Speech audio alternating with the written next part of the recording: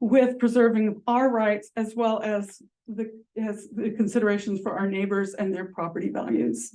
I do believe that my experiences can help out quite a bit in the planning board, but at the same time, I appreciate the incumbents that are running, and I think that it's important that we have the continuation of their experience and their knowledge. And if I'm elected, I look forward to working with them. Lauren, do you need me to read the question again, or do you remember it? Can you go ahead and read it? I have to find it again. What is your experience with and knowledge regarding the role that you're running for? I think some of the experience I bring to it, and I know you have to deal with people being select board. You have to learn how to manage things. I spent 24 years in the United States Marine Corps, so I dealt with a lot of different people from different backgrounds. I managed millions of dollars worth of equipment, both stateside and in combat. So you learn how to keep that together and keep it in track. I'm not afraid to ask questions if I don't know the answer and find out where you can go to get that answer. Since I moved up here after the Marine Corps, I've been on the Dalton Fire Department for 10 years. So there you have to deal with people again and learn how to manage the equipment that's over there. And I work for the sheriff's office. I've been doing that for 5 years. So again, you got to deal with people, learn how to treat everybody differently and talk to them differently. I believe I'm honest, have integrity. So that brings a big thing to the select board. Great, great. Now, this is a question for all of you, and I have a feeling I already know the answer to most of it, but I'm going to ask anyway, because I think some people who are viewing might be curious about it. So how many meetings have you attended in the last year of any of the committees that you're running for? If you have a lot, you don't, once a week, twice a week, whatever. I've attended quite a few, a number, I'm not sure. I've even been to a few of the planning board and the conservation commission, but I've mainly come to the select board meeting. Yeah, and I'm not sure how many planning board meetings I've gone to. I've Zoomed a lot of them. I try to Zoom them as much as I can because well, it's important, but also we had our own lot line adjustment in the last year, and you know, so I got to follow through with that procedure, and so I'm not really sure. I think probably I haven't been to all of them, but I think probably about 5 in the last year, and then I've been to quite a few select board meetings, just trying to keep up with what's going on in the town. Yeah. Well, being a current member, basically, we have the meetings every month, except for 2 months during the summer. So I've been to those meetings along with the ones previous to that. And I stop into the library now at different time points twice a week. So I attended the planning board meeting once as an observer, and actually twice getting a subdivision put together. So Feeling some of these answers would be. and so, yeah, and I've been to numerous select board meetings. Well, being on the planning board, I have only missed 1 meeting in the last year. And we probably had some earlier in the year when were we still doing something with the master plan? I think so. The first 2 or 3 months, we were having meetings twice a month. But I only missed 1 meeting, and that was because I was sicker than a dog. And I'd actually missed 2 days of work too, which is a rarity for me. Thank you for putting in all that. Sure. Jay. So as moderator, I think the important thing for me to attend, honestly, has been the elections, and I've been a part of all of the elections that we've had in the town for the past, I guess, about 1.5 years, working in various capacities. I attend the select board meetings probably 1 or 2 a month, but I hope everybody knows that there is that all of the minutes from the select board meetings and the planning board meetings are online, and there is a wealth of information there to catch up on. So even if you don't attend those meetings, I suggest you do like I've done, which is, try to keep pulse of what's going on in the town through at least following those minutes. Good answer. Same as Terry, I think I missed one last year, and I'm not sure I missed any the year before that, so. And Jeanette, we already know your answer. I'm at the elections, and I think I've missed 2 select board meetings since I started, but the elections is the important part. I mean, there's educational courses and different things I do for the town clerk tax collector, but they're not here. Yeah. Okay, so I'm trying to keep the questions as general as possible. So some may pertain to certain positions and not necessarily others. So I'm just gonna put it out there, and how about if you just raise your hand, because it doesn't involve everybody. So are you able to put aside your personal feelings about a project and review it based on state and local regulations in an objective manner? And I think that goes across the board for a lot of things, not any specific items. So whoever wants to start, go. Couple first. There you go. People come here to get certain things done, and it always has to lean back on the rules and regulations that are set forth by the state.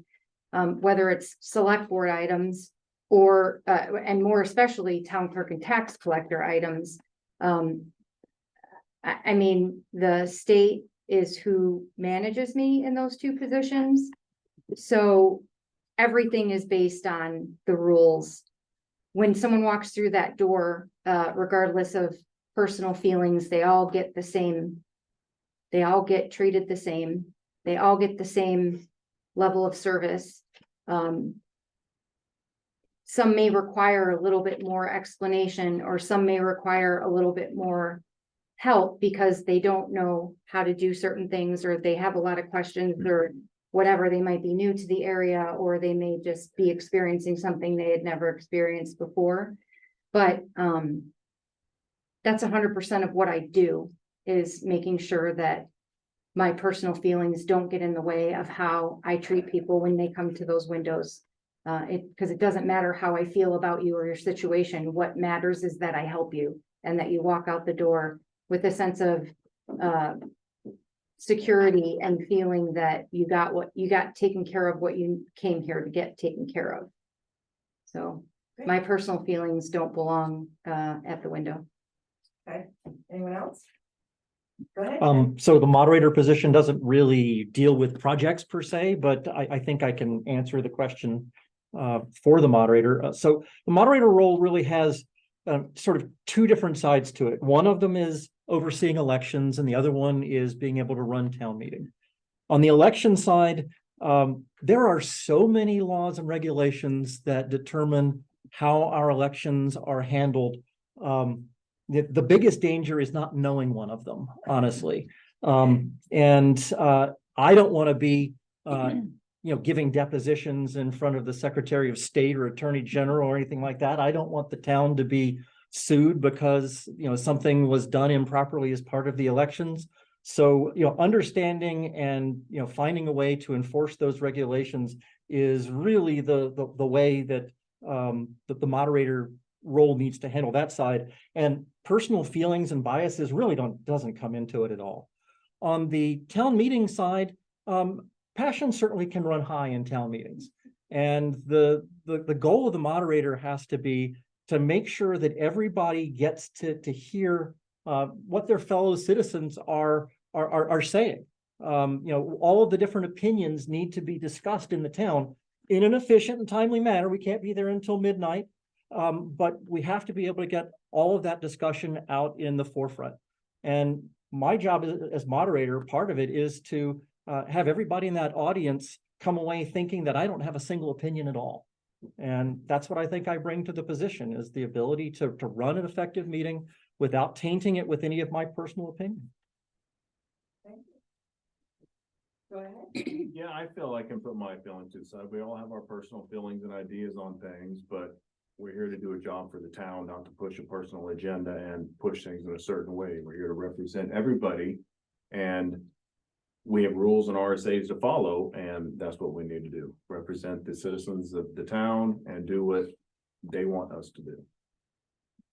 Anyone else? Sure. Okay.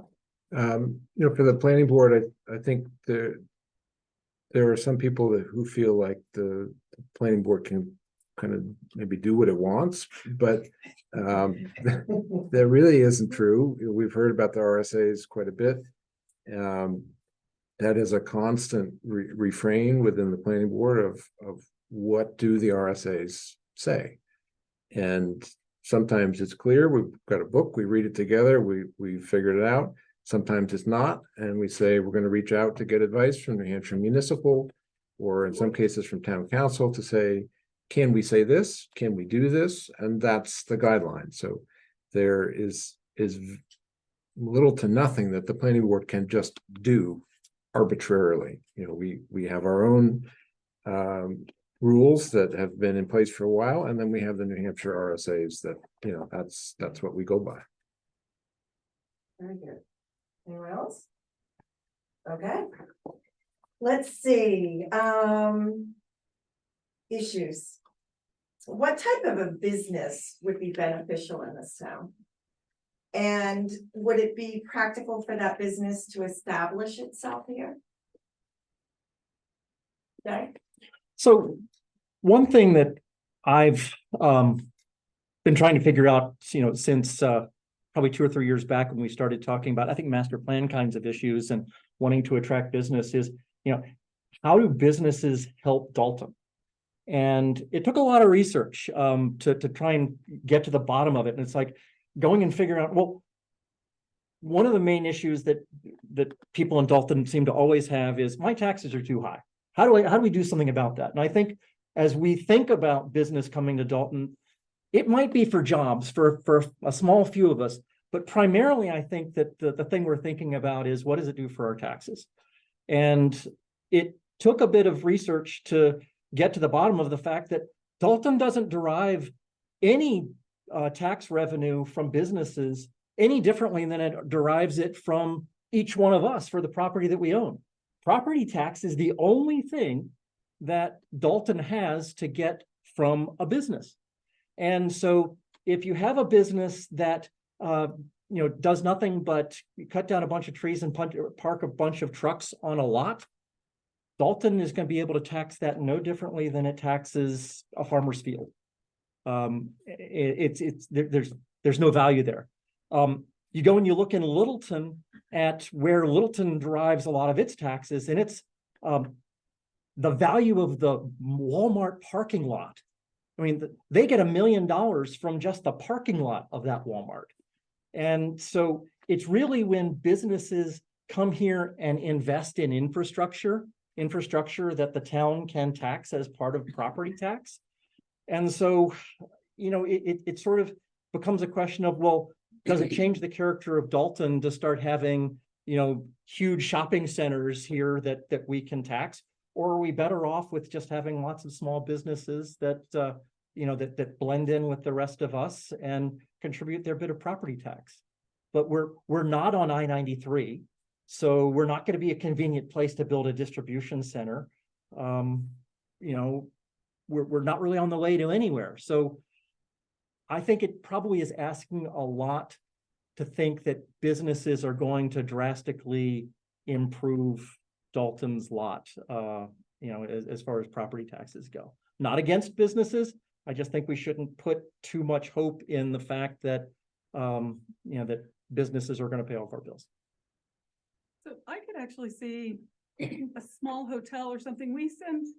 I know that we have Team O'Neill and the shooting range and everything, and we send a lot of people into Littleton, and they're going to Littleton. Littleton is benefiting from the businesses of Dalton. And I don't know how practical it would be to have a hotel. But I could see that, I mean, they certainly have the demand for it. And then I do think that if people knew how beautiful Dalton was, I think that tourism could pick up a little bit too, if there was somewhere for people to stay here.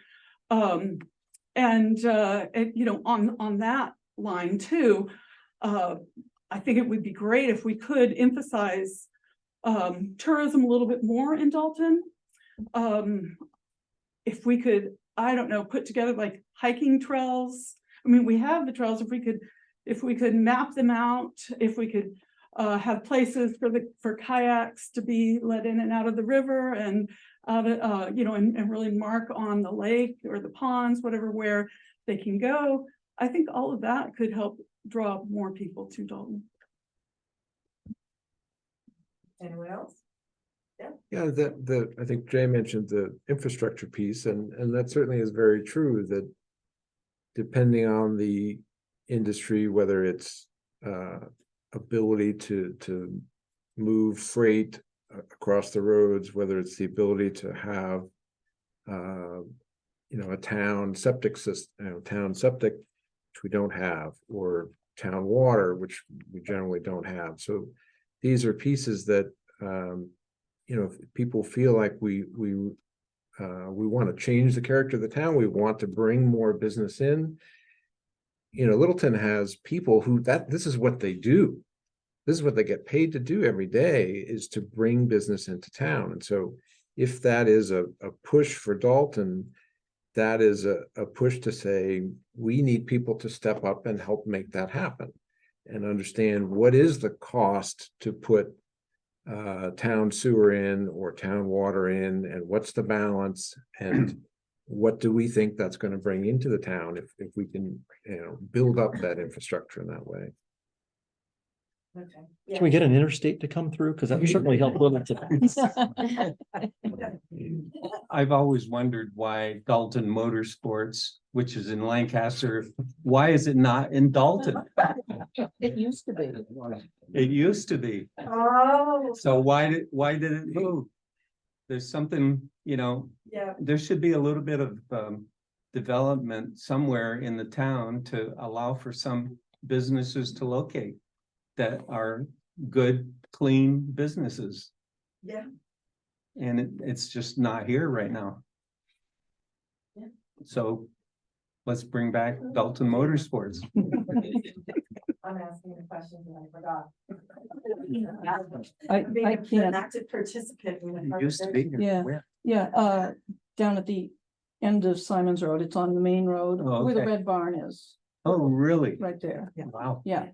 Yeah. I can't answer for Dalton Motorsports, but perhaps they chose a location in Lancaster because they didn't have enough traffic coming through Dalton, you know, to give them their Yep. business. That would be my guess. Yeah, I can imagine, yeah.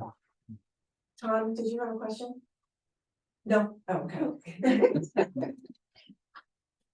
Oh. That was the end. No. I always thought you might have a question. I have a feeling, and I don't know this for myself, but affordable housing is probably a big hot button topic here in town. So, and I know that's like a planning board and select board kind of question, but you know, there's a lack of it, obviously, in the entire state of New Hampshire. Do you think there are measures that Dalton can take to alleviate the situation here? I think that I think there are measures we can take. I don't know that they would alleviate the situation. We do have 2 acre zoning, 2 acre minimum plots. Sorry about that, guys.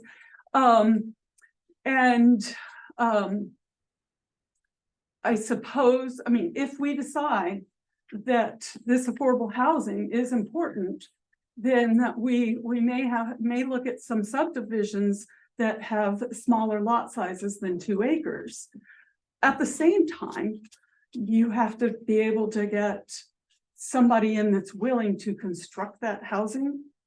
And that is beyond the town, so. So you say it's beyond. Go ahead. Well, the state has put out some information on speeding up the planning board process for subdivision approval because of housing.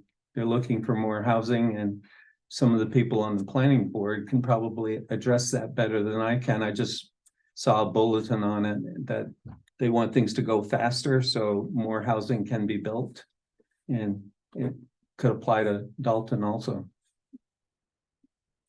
I was just gonna add that, I don't know how affordable the housing is that is being built in Whitefield, but, I'm sure many people here know Dave Scally, and he's built a lot of units in Dalton, I'm sorry, in Whitefield that, I would think are somewhat affordable.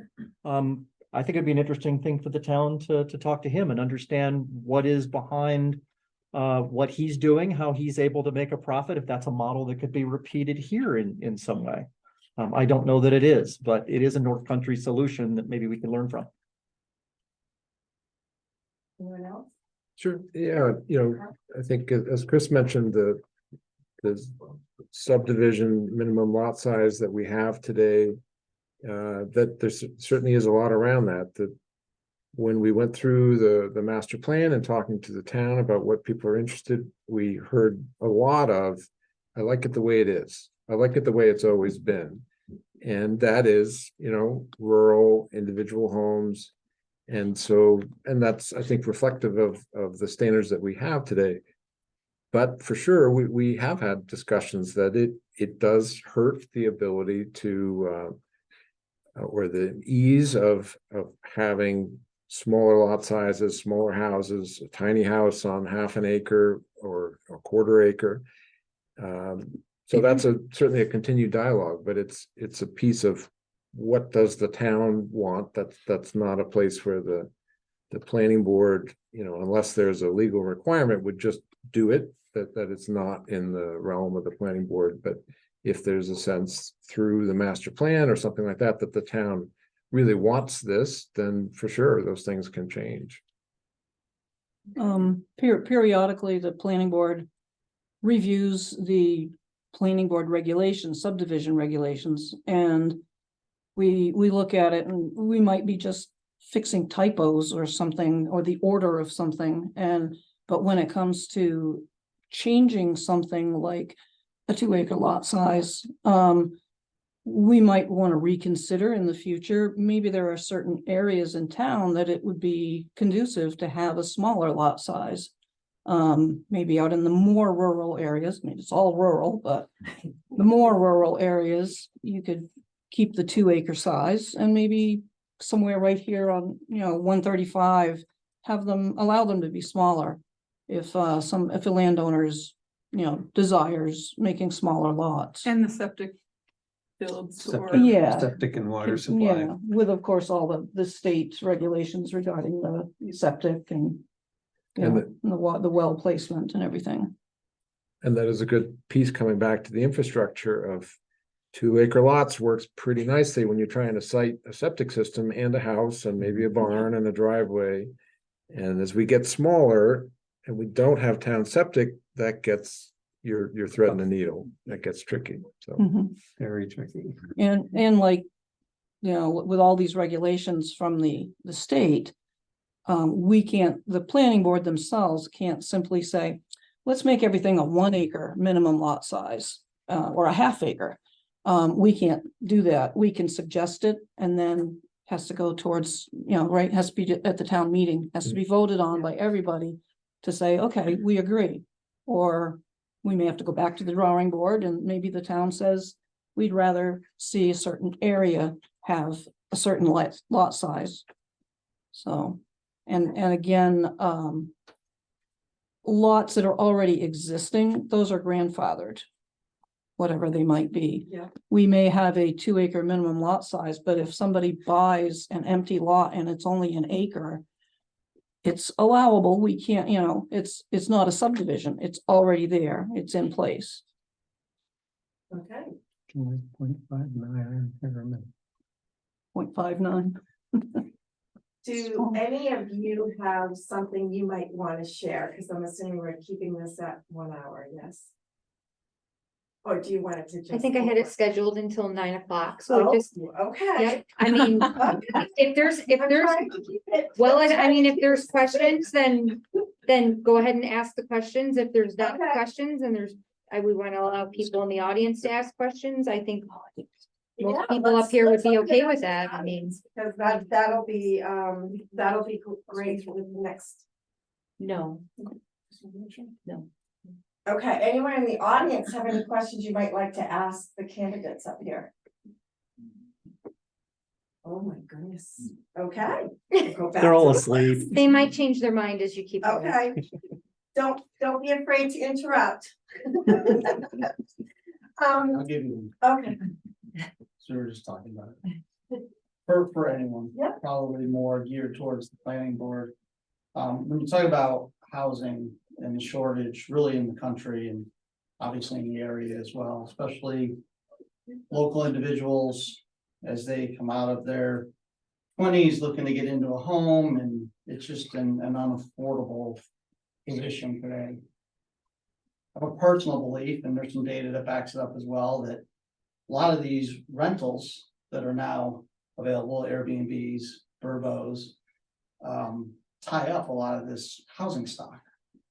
Would love to hear your thoughts on, are there any consideration to a regulation around a number of those? Not, leave it as is, just any thoughts around that? Well, as moderator. No, I mean, seriously, as moderator, and I know you're new to the town. I mean, the place where that could come from is anybody in the town could put together a warrant article that says they want to restrict that. So you're directing it towards the planning board, and I guess my thought is, why the planning board? I mean, it's not necessarily a planning board issue. If it's a town issue and people in the town feel strongly about it, then they can get together a petition for a warrant article and they can put it on the town meeting warrant. And we could do that. I mean, Whitefield is doing that right now. Lancaster is doing that right now. Jefferson is doing that right now. I frankly was surprised that I didn't see it on the warrant for Dalton this year. One thing I'll mention from the work we did on the master plan, there are not a lot of rentals in town from the data that we had. And that may be one of the differences between some of the other towns, that if we had a lot of rentals, we might be feeling a lot more. But it does seem to be primarily owner occupied. To answer, even though it's library trustee, I've been over at Lancaster to their meetings, and they were discussing this issue there, especially in regards to people investing in Lancaster. Their biggest concern was about people from outside of the state buying up property, but not coming here, and just almost anybody. So I was listening to their conversations as they're going back and forth, and they also had a couple there that had recently bought property where they had one home that they were renting, and the other was going to be the one for them to stay in. So in listening to everything, I turned around and I asked him, well, what are you looking for? What are you hoping to have with anybody that's investing in the town? And they want somebody who's going to be becoming a part of the community. So basically, with one or two suggestions, they were talking in the same direction, but didn't think of it. And I said, well, can you turn around and just come right out and say owner occupied, meaning the owner of the property occupies one section of whatever homes are on that land. And then you have somebody who's invested. And then if they happen to be renting on the short terms, at least you know they're in town. So if there's a problem, you can reach them. So that was where they were heading in regards to that for Lancaster, because they have not only in town, but they have what they call farm properties that can have up to 3 buildings on it, homes that they can rent out. And then, of course, they were talking about other types of places in regards to it. But the other piece that's different is they and Whitefield and a lot of the other towns have zoning, and we don't. So the biggest question is, you might be able to put laws in like that, but how are you going to manage those laws? So there's a lot of things that you have to think about when you're looking at these issues. Well, I think you also have to look at the landowner's rights as well. I'm not saying I'm for Airbnbs and everything else, but again, if you're sitting there now saying we shouldn't have Airbnbs, you're taking away some rights from these property owners and everything. And I realize that this is an issue, but I don't think we can just go in and say no Airbnbs. And particularly, I mean, I am not up to speed on how many Airbnbs are in Dalton right now, but all the Airbnbs I know in Dalton are for homes that would sell for, you know, $500,000 to $1 million. And I don't think that that's keeping renters out. Now, I just don't happen to know of the others, so I'm not saying that they aren't there. I just don't know about them. But I think you have to really be thinking about people's rights when you start saying you can't do that. Thank you for the answers. Anyone else have a question before I go on to one? Okay, so this, I did think you all could answer this, with your roles. Is there a service or resource that the town of Dalton should provide to its residents that they're not already doing? That you can think of? Jeanette, why don't you talk about the new one?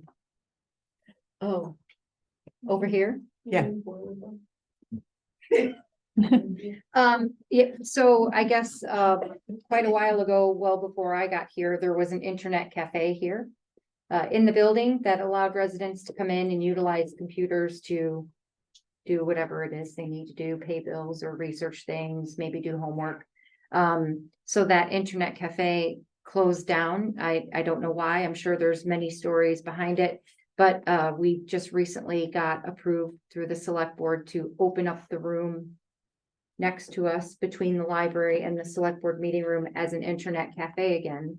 So last year, I was able to obtain free computers from the U.S. District Court of New Hampshire. I just had to ask for what I wanted and then go pick them up.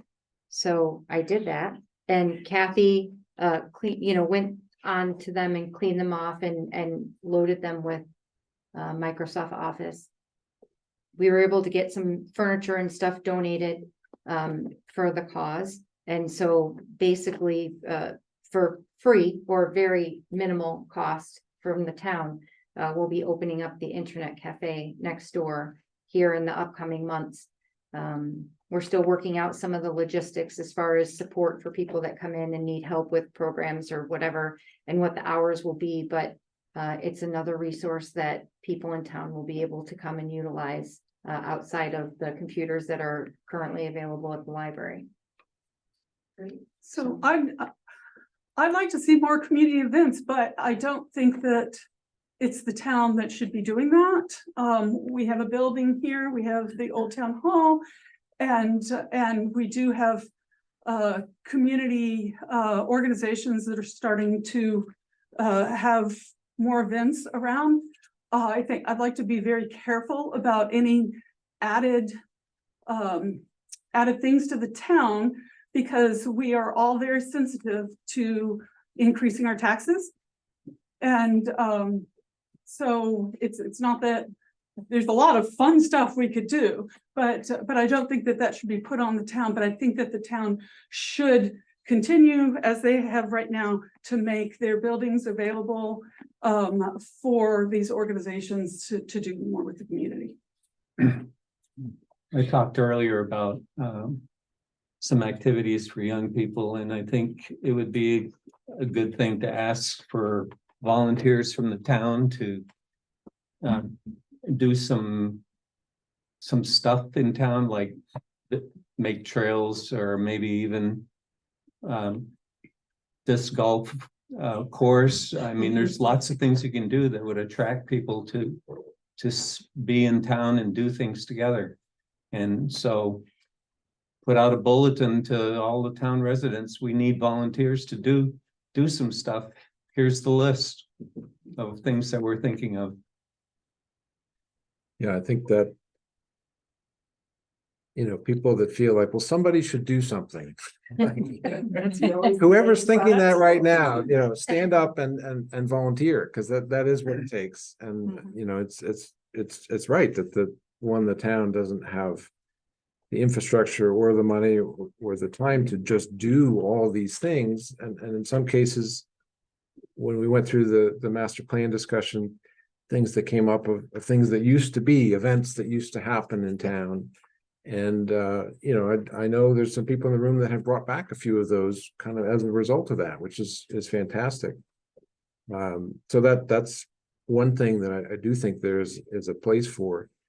Another piece that came out of master plan was, we got a lot of folks that are aging in their homes, and they've been in town for 20, 30, 40, 60, 80 years.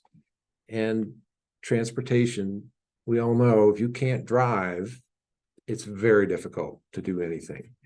And if you live in Whitefield or Lancaster, you have some options for rural transportation. If you're up here, if you're on a mountain, it's not easy. And so it is a real challenge. And then it's not something, again, that the town can just do, but the town may be able to partner with some organizations that are already doing things like that. There's another some avenues there, I think, but those are two things, I think. I could just build on something Carl said. The master plan, if you haven't read it, I really encourage you to read it. It has a lot of things that are in there that came from talking to people around the town and listening to the things that they thought would improve the town. And there are probably 15 or 20 items in there that, hey, we should really do this. But every one of those things is really an opportunity for somebody to volunteer and organize and pull some people together to do those things. And it might be going and getting a grant. It might be, like Carl said, partnering with some organization that already provides transportation to get that to actually come to Dalton. But there is no Dalton, magic source of Dalton labor or workers back here in a back room that are going to do these things for us. It's really us. A second thing, completely unrelated. I've noticed on a lot of occasions being in select board meetings and listening to some of the angst that people have about particularly things that involve interfacing with all those state laws that people in the town often don't understand what some of the laws that affect them really mean and how they work. A perfect example of that, someone I think up here brought up the issue of when the valuations in the town went up. Lots of people thought, oh my God, my taxes are going to quadruple, because they don't understand the relationship between the valuation and the tax rate. And so one thing that I think that Dalton might want to start doing, and I could be a part of if there was interest, is putting together some sort of little town webinars to help people understand some of these contentious issues that are sometimes really scary. There's a lot of expertise between the people that are on the select board and people who are on the planning board of having been, around all these regulations. And we can help to explain that to people if they'll actually show up to a meeting that might be boring a little bit, but it's informative. So if there was an interest in that, let me know.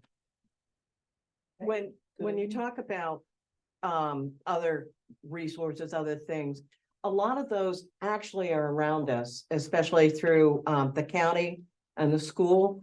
You brought up in regards to the taxes, the evaluation and everything else. There's actually a group that will come with us working with the school board, where they would come and talk to all of us so that we understand the whole process better, especially how it relates to supporting SAU 36. And that would be where they'd work with SAU 36 along with the town boards for Dalton, Whitefield, Lancaster, everybody who's a part of SAU 36 where we would all learn about the whole process and really know better who is the source we need to go after to change it. You know, because of the fact that it's more than just one town select board that's involved, then the answer is tending to go, it's the state. But in order to do anything, we've got to all get together and say, hey, we'd like to learn about this.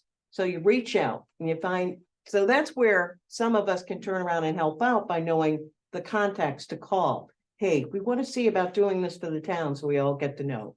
So as far as resources and other things, it's not necessarily something that's going to cost you because it's already there. It's somebody learning how to go out and get it for us. So that's what, you know, Yeah. that piece can make a difference. And also the librarian can help out in research and locating things too. So those are things that, you know, that are already in existence, it's not going to cost you any more.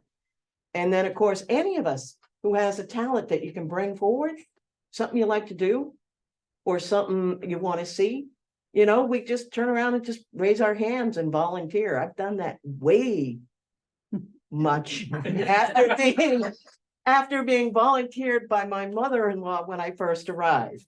My first town meeting, I stepped outside for a few moments, I come back in, and she goes, oh, we got something for you to do. And I'm like, oh, okay. And she says, no, you need to know now. And I'm like, okay, what is going on? Oh, we just volunteered you to help out the town in regards to their town website that's not existing right now.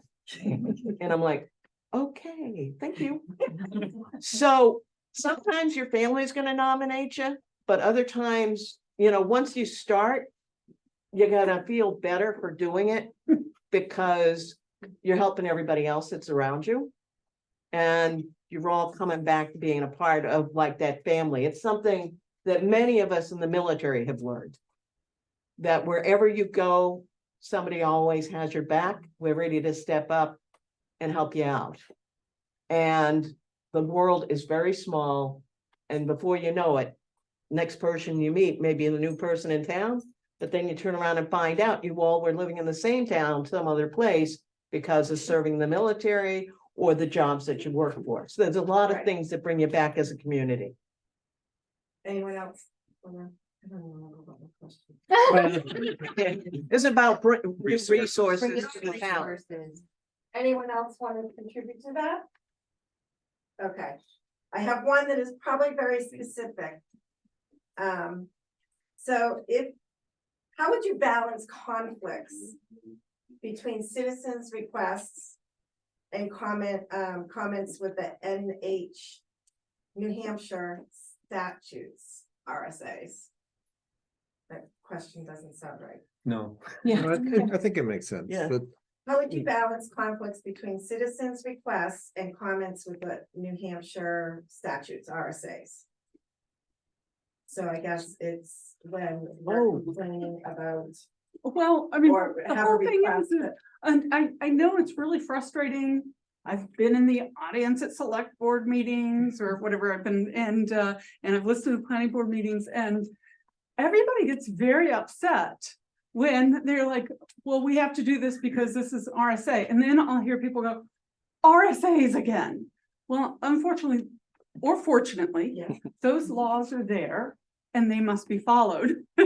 And so you can't just throw out a law just so that you can do what somebody wants, just to appease somebody. All the laws must be followed. That is why they are there.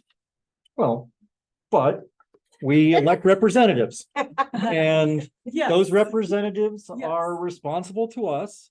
And we should all be in the habit of when we don't agree with something that we see in the RSAs, if we've got a good case for changing it to make that point. I mean, that's how democracy is supposed to work. I agree. And I mean, and in case you're not aware, I mean, our state has a pretty easy system for being able to provide commentary right ahead of any vote that any committee is doing, that you just go online and you put out your thoughts and you say whether you're for it or against it. And they have to factor that in. I believe they actually even take a roll call vote of, citizens who are responding, or are they for this or against this? So, citizen government. yeah, I think it's it is important to, you know, one, that they are laws, like any other, and so we don't get a certainly in the instant that is being applied, we don't get a choice of whether we're going to do it or not. In the longer term, as Jay said, you know, there may well be a case to change it or abolish it, but in that short term, this is what we have to go by. And it's important for the boards to be able to explain that this is not an arbitrary piece. This is because the law says this. And I think explaining is important, and I know I'm never perfect at that, always opportunities to do better at it. But things like, you know, we talked about tax rates. So, you know, I think those on the select board are very clear that 80-something% of our taxes is from the school. And so, you know, we've certainly heard in the past of folks saying, you know, I want to get involved in the town because our taxes are too high and I'm going to make them come down. Like, well, when you take 80% off the table, there's not a whole lot of meat left. Not saying can't be done or shouldn't be done, but so those are important distinctions that by, you know, I'm not a finance person, I'm on the planning board, but that's a piece that I have said and can say again to other folks to help them understand where their taxes come from and go to, and how much we can do in the town. Any other? input? Like I said before, my job deals a lot with those RSAs, what I can and can't do, what I can share, what I can't share, how I have to go about doing certain things, guidelines, deadlines, reports. I mean, the list goes on and on and on. And it's unfortunate that some people I think choose not to understand. I can do my best explaining things sometimes, and I just can't seem to get through. And I have to follow the rules. You know, everyone has a boss, and in the 2 positions that are elected for me, my bosses don't sit in this building, but they're still watching, and I still have to do reporting, and I still have to follow the laws. So, if anyone ever had a question regarding something that I did, not understanding why I'm doing it or why I'm doing it the way I am, and they've come to me and they've asked, I've always given the honest answer. I may give you an I don't know, but following it's going to be, but I'll find out.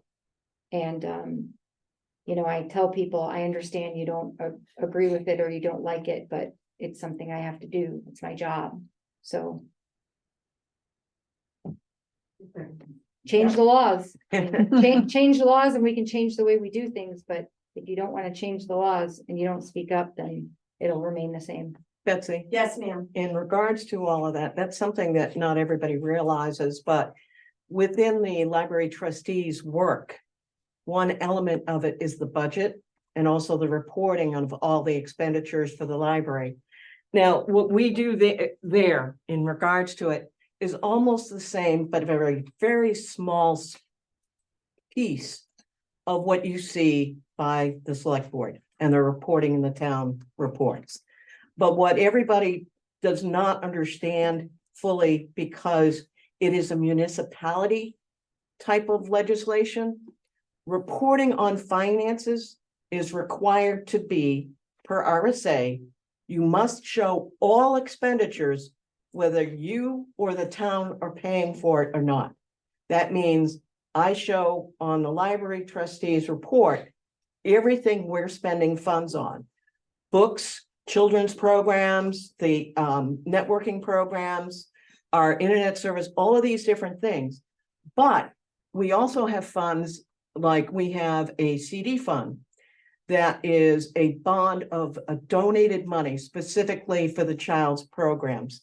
And we have it in a CD so that we can use the interest funds to purchase and pay for a lot of the things for the children's programs. But that's not the funds that we receive from the town.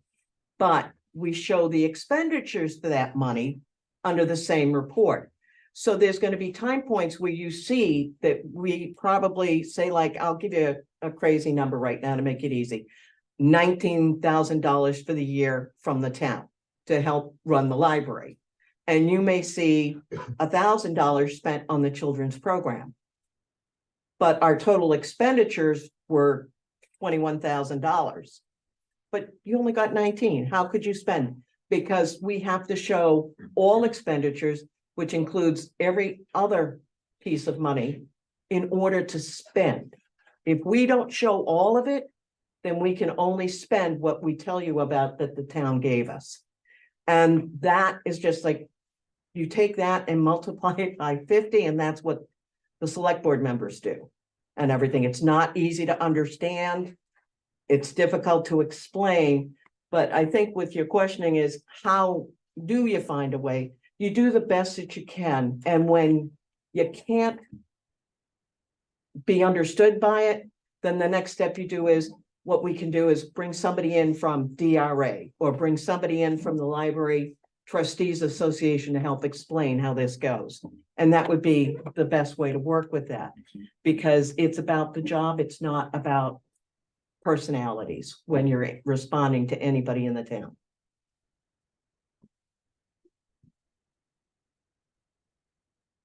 Please. I'm checking to see. I don't have any other general type questions. I think we went through everything that I had received online and some that I came up with myself. You all sort of answered a bunch of other questions that I had within your answers, so I'm not going to be repetitive. Would any of you like to do a little closing statement? To share with people that maybe you think that wasn't shared about yourselves? I guess my main thing is that, everybody here, and then we have some other people in the audience who are also running for town office. And, you got to give all these people credit, because without them, the town, I don't know who would run the town. And that's the whole thing. Before I lived here, I had no idea I was going to come to this town. I didn't know anything about New England and the government system and everything. And I was pleasantly surprised, because we actually have a say in what goes on in our government. But at the same time, if we don't step up, then who's going to do it? So thank you to everybody that's here that's running. Chris took my closing words. Oh, sorry. It was being so articulate. Sorry. Good job, Chris. Good job. No, truly, I have come from, grew up in a very small town, so select board, all of those types of things I'm used to. Raised my children in a small town. We've been doing this, and I want to applaud all of you for stepping up and recognizing you're doing what you can, all of you, even some that aren't here, for the town to make it a better place. And I appreciate all of your straightforward answers, and I look forward to working with all of you in the future. Anyone else have any other questions? With that, I think we're done. That's it. Thanks to everybody. Well, thank you. Thank you. Online. Thank you. Thank you. Thanks for being moderated. Oh, yeah. And thank you for running. Thank you. My questions. Oh, that's great. I really like that. Okay.